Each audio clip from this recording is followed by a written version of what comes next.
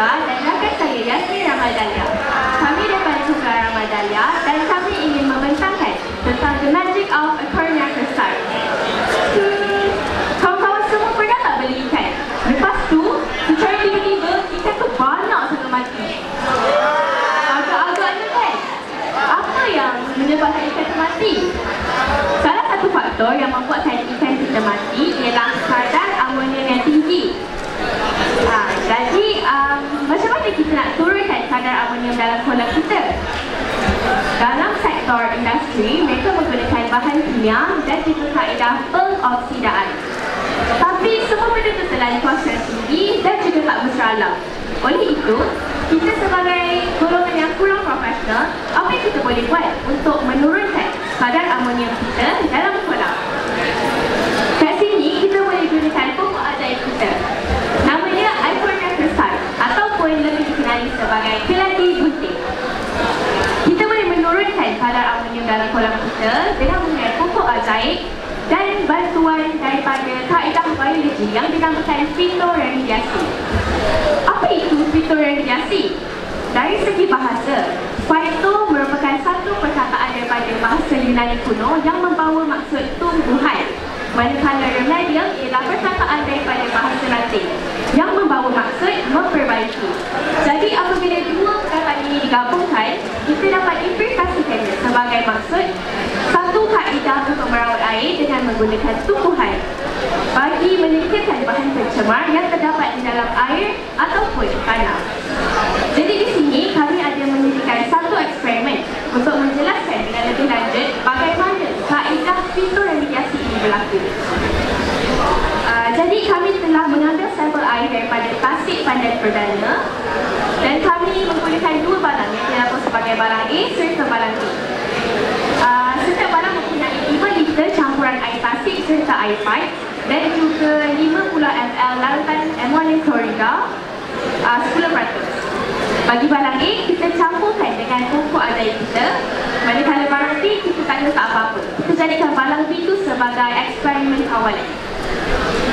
Jadi, pada hari pertama, kita dapati bahawa kadar amonium masih lagi tinggi. Kita uji kadar amonium dalam air ini menggunakan kit ujian amonium.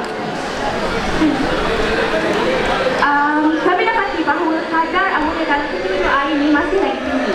Oleh itu, kami tinggalkan eksperimen kami selama 7 hari.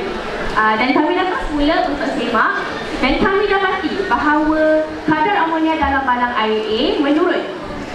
Kita boleh tengok ni, kami uji pagi tadi dan dalam balang air B masih lagi sama, masih lagi tinggi. Ini merupakan indikator amonia color.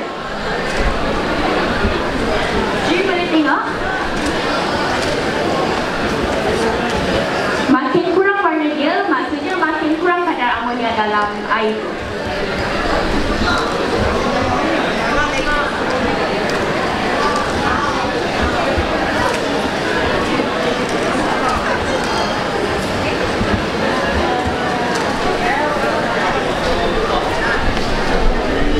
Jadi, persoalan kita sekarang, apa yang pokok ajaib kita ni buat dekat air dalam balang air A sampai kadar amonium dia turun? Pokok ajaib kita ni, dia ada akar. Akar dia panjang ni akan serapkan amonium yang ada dalam air dan tukarkan amonium tersebut kepada nitrat. Dan nitrat itu akan diberikan oleh pokok ini sendiri untuk melakukan proses pembesaran serta nutrien. Jadi kawan-kawan, bukan saja kita boleh gunakan keladi bunting untuk melakukan kaedah fitoremediasi. Banyak lagi contoh tumbuhan yang kita boleh guna. Sebagai contoh, pokok bunga matahari. Kita guna pokok bunga matahari ini untuk menyerap bahan pencemar yang toksik seperti zinc, lumber, nikel, chromium dan beberapa bahan radioaktif. Kita juga boleh menggunakan dua jenis kangkung, iaitu kangkung air dan kangkung darat. Kangkung air ni kita guna untuk serap logam berat yang terdapat di dalam air, manakala kangkung darat kita guna untuk menyerap logam berat yang terdapat dalam tanah. Selain itu, kita juga boleh menggunakan pokok cambang untuk menyerapkan logam-logam berat yang terdapat dalam loji. Satu fakta menarik, ada beberapa lokasi dalam dunia ni yang menggunakan kaedah fitoremediasi ni untuk menyingkirkan bahan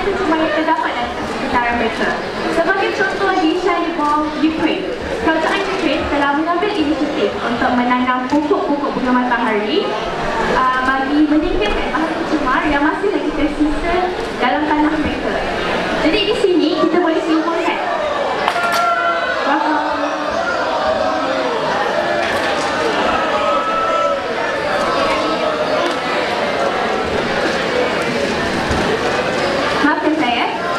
jadi di sini kita boleh simpulkan kelebihan fluorinasi ini bukan sahaja dapat menyingkirkan bahan-bahan pencemar, ia juga dapat meningkatkan nilai estetika.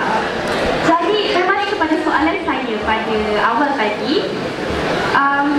kita tak perlulah mengeluarkan banyak kos untuk menurunkan kadar amonia dalam kolam kita. Kita boleh menggunakan bahan-bahan alami yang terdapat dalam alam semula tadi untuk menurunkan kadar amonia tersebut. Jadi bila kadar amonia menurun, ikan pun happy. Bila ikan happy,